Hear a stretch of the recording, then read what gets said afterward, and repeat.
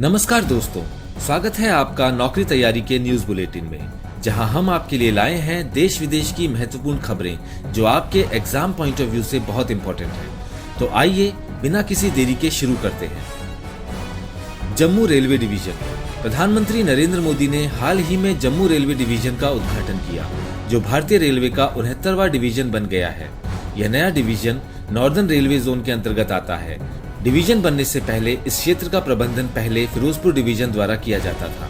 Jammu division के उद्घाटन के साथ भारतीय रेलवे ने न केवल अपनी क्षेत्रीय पहुंच को बढ़ाया है, बल्कि आधुनिक कनेक्टिविटी के लिए एक महत्वपूर्ण आधारशिला भी रखी है।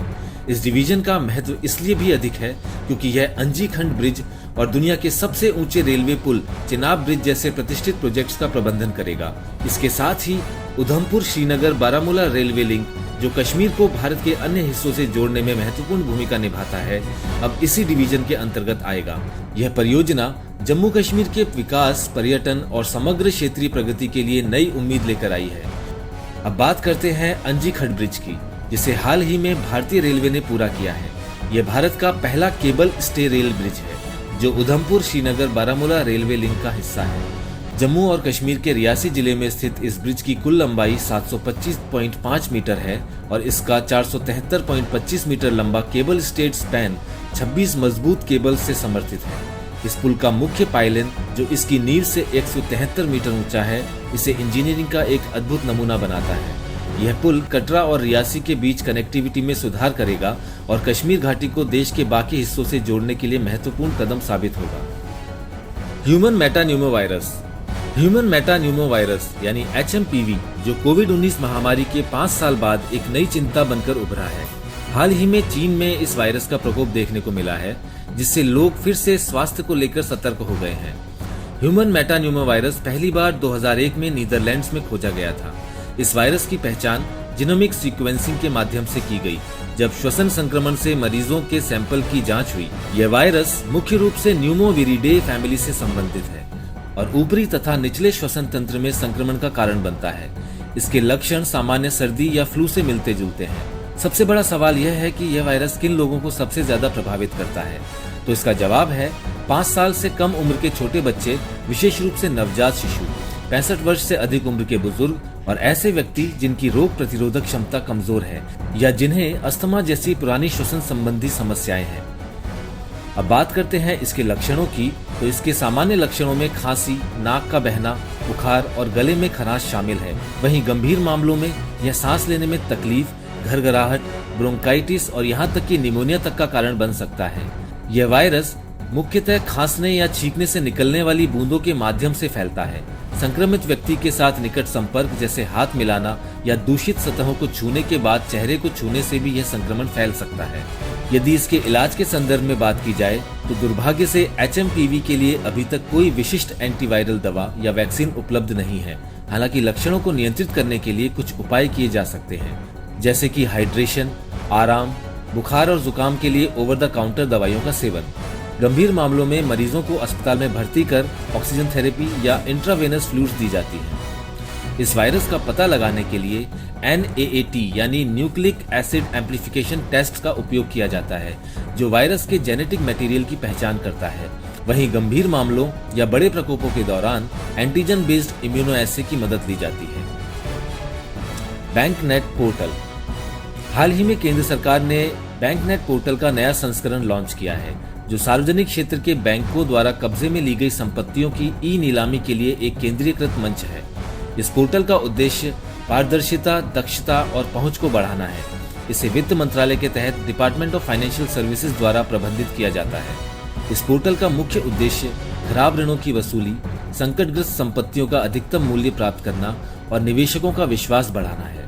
यह पोर्टल 1,22,500 से अधिक संपत्तियों को सूचीबद्ध करता है, जिसमें आवासीय, वाणिज्यिक, औद्योगिक, कृषि भूमि, वाहन और मशीनरी शामिल हैं। माइक्रो सर्विसेज आर्किटेक्चर पर आधारित इस पोर्टल में ऑटोमेटेड पेमेंट गेटवे और इंटीग्रेटेड KYC टूल्स की सुविधा है। इसकी मुख्य विशेषताओं में नीलामी की पूरी प्रक्रिया का सुव्यवस्थित संचालन, समर्पित हेल्प डेस्क और प्रशिक्षित PSB और DRT अधिकारियों द्वारा समर्थन शामिल है। मिशन शक्ति सेट। मिशन शक्ति सेट भारत के अंतरिक्ष कार्यक्रम का एक ऐतिहासिक प्रयास है। इस मिशन के तहत इसरो ने 108 देशों की 12,000 प्रतिभाशाली लड़कियों को अंतरिक्ष विभाग में भाग लेने का अवसर दिया है। यह एक ऑल गर्ल्स ल्यूनर मिशन है जो सितंबर 2026 में इसरो के पोलर सैटेलाइट लॉन्च व्हीकल के जरिए लॉन्च होगा। इस परियोजना में स्पेस किड्स इंडिया और इन स्पेस जैसे संगठन भी जुड़े हुए हैं। यह मिशन विज्ञान, प्रौद्योगिकी, इंजीनियरिंग और गणित में महिला सशक्तिकरण का प्रतीक है और वैश्विक स्तर पर महिलाओं की भागीदारी को बढ़ावा देता है। इन चुनी हुई 12,000 लड़कियों में से शीर्ष 108 लड़कियों को चेन्नई में प्रशिक्षित किया जाएगा ताकि वे इस उपग्रह के लिए आवश्यक पेलोड विकसित कर सकें। Poem 4 mission. इसरो के PSLV C60 ने अंतरिक्ष में खेती के क्षेत्र में एक नई शुरुआत की है। इस मिशन के तहत काओपी सीड्स को अंतरिक्ष में अंकुरित किया गया और भारत के पहले स्पेस रोबोटिक आर्म का सफलतापूर्वक संचालन किया गया। यह प्रयोग compact research module for orbital plant studies के तहत किया गया, जिसे विक्रम साराभाई अंतरिक्ष केंद्र ने विकसित किया है। इस परियोजना का महत्व कई मायनों में अनूठा है। अंतरिक्ष कृषि में यह प्रयोग माइक्रोग्रेविटी में फसल उगाने के लिए आधारभूत जानकारी प्रदान करता है, जो दीर्घकालिक अंतरिक्ष मिशनों और चंद्रमा या मंगल पर मानव बस्तियों के लिए महत्वपूर्ण है। साथ ही यह अंतरिक्ष में आत्मनिर्भर आवासों के निर्माण की दिशा में एक महत्वपूर्ण कदम है। प्रवासी भारतीय दिवस।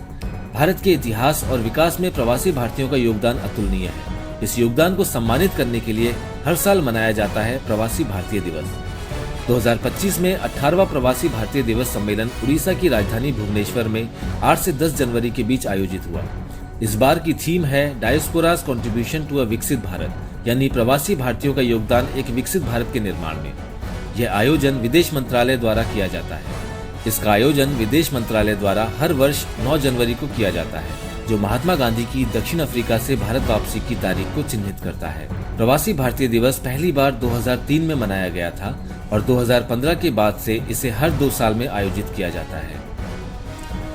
Mysterious water flow in Jaisalmer, अर्थात जैसलमेर में रहस्यमयी जल प्रवाह। राजस्थान के रेगिस्तान में एक चमत्कारी घटना ने सबका ध्यान खींचा है।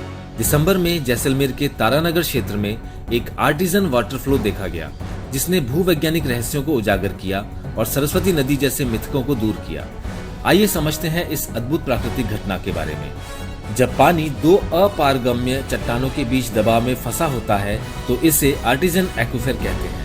इस स्थिति के लिए 3 मुख्य कारक जिम्मेदार होते हैं। कॉन्फाइंड एक्विफर, इस स्थिति में पानी ऊपर और नीचे की चट्टानों के बीच फंसा होता है। दूसरा है प्रेशर ग्रेडियंट, इस स्थिति में ऊपर की चट्टानों के भार से पानी पर स्वाभाविक दबाव बनता है। तीसरा कारक है रप्चर और ड्रिलिंग, जब ऊपर की परत टूटती है या ड्रिलिंग होती है तो दबाव रिलीज होता है और पानी खुद ब खुद सतह पर आ जाता है। यह पानी का एक मूल्यवान स्रोत साबित हो सकता है। इस घटना ने न केवल वैज्ञानिकों को नई जानकारी दी है, बल्कि जल संकट से जूझ रहे क्षेत्रों को राहत की नई उम्मीद भी दिखाई है।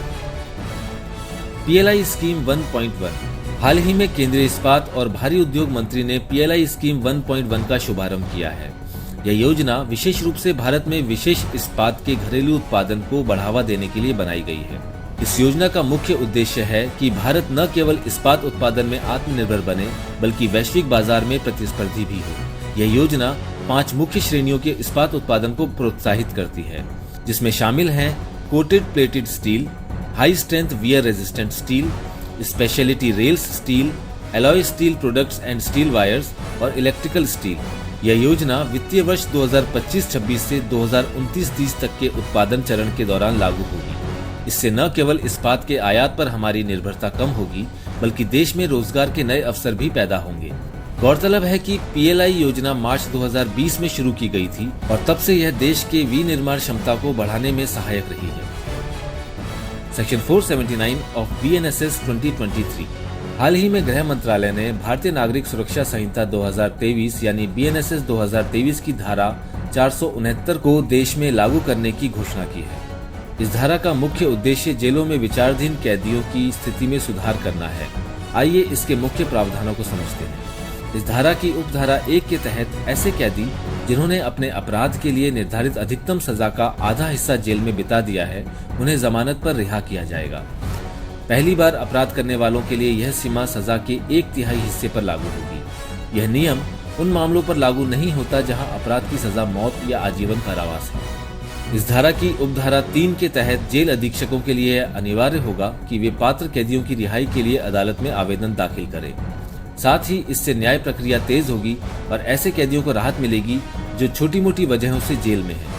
यह प्रावधान जेलों में भीड़ भाड़ को कम करने और विचाराधीन कैदियों को न्याय देने की प्रक्रिया को तेज करने का एक महत्वपूर्ण कदम है। इसके माध्यम से सरकार न्याय प्रणाली को और अधिक मानवीय और प्रभावी बनाने की कोशिश कर रही है। Environment relief fund amendment scheme 2024।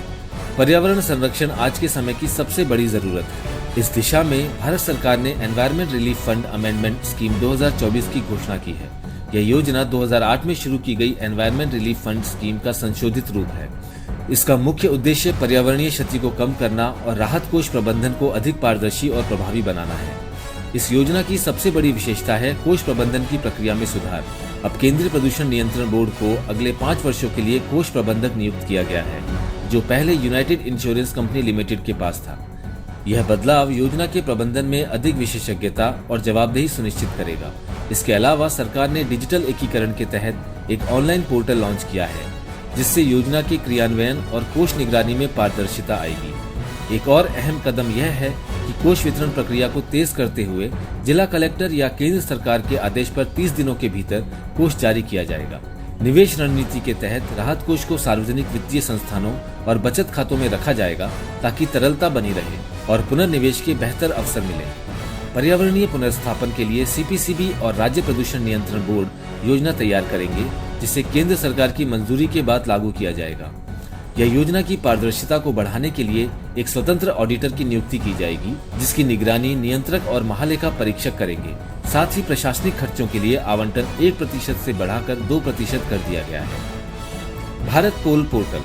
हाल ही में भारत पोल पोर्टल को केंद्रीय गृह मंत्री श्री अमित शाह द्वारा लॉन्च किया गया।